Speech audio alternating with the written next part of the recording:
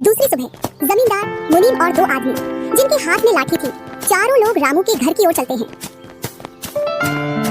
जैसे ही रामू के घर के पास पहुंचते हैं तो जमींदार और दोनों लोग थोड़ी दूर रुक जाते हैं।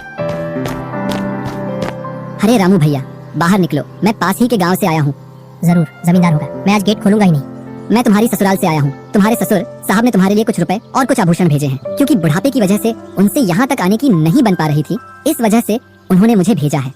इतना सुन रामू के मन में लालच आ जाता है और वे फटाक से गेट खोल देता है। कहाँ है पैसे और धन? क्या तुम्हारा ही नाम रामू है? हाँ, मेरा ही नाम रामू है। कहाँ है धन? यही पास में रखा है, चलो दोनों उठा लाते हैं। वह मुनीम के साथ चल देता। थोड़ी दूर चलने के बाद मुनीम जमींदार जी को बुला लेता है। जमींदार और दोनों लोग रामू के पास आ जाते हैं। लाओ मेरे पैसे लौटाओ, ब्याज समेत। मैंने आपसे पैसे नहीं लिए। ये ऐसे नहीं मानेगा, अब तुम दोनों के हवाले करता हूँ, तुम चाहे जैसे इससे पैसे निकालो। और दोनों आदमी रामू को लठ से मारते हैं। रामू चिल्लाता हुआ, अरे भाई रुको, अरे भाई रुको, मत मारो, अरे भाई रुको, मत मारो।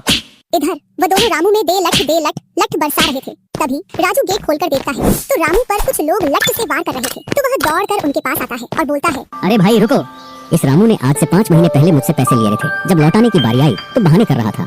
कितने पैसे हैं? 2000। रुको मैं लाता हूँ। राजू रुपए लाकर जमींदार को देता है और जमींदार और उसके साथी वहाँ से चले जाते हैं। इधर रामू भी अपने घर में चला जाता है और राजू भी। कुछ दिनों बाद दोनों भाई अपना अपना खेत खोदने के लिए खेतों पर पहुंच जाते हैं।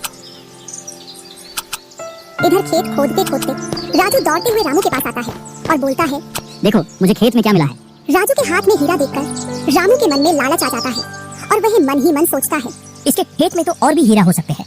क्यों ना मैं इसको मेरा वाला खेत दे दूं और इसका खेत में रख लूं, जिससे मेरे पास भी बहुत सारे हीरे हो जाएंगे।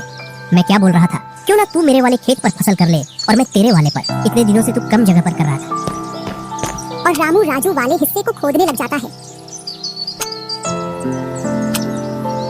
शाम तक पूरे खेत को खोद देता है, लेकिन उसे उसमें कुछ भी नहीं मिलता और थका हारा घर पहुंच जाता है। आज पूरा खेत खोद दिया, लेकिन फिर भी एक हीरा नहीं मिला, जबकि राजू ने खेत का एक कोना खोदा था, उसमें ही उसे एक हीरा मिल गया। अच्छा, आप अगर ऐसे ही मेहनत करते रहे तो एक दिन आपको भी बहुत सारे हीरे मिलेंगे। बातों ही बातों में रामू की नींद लग जाती है। तब वह बोलता है, आज जैसी नींद मुझे कभी नहीं आई।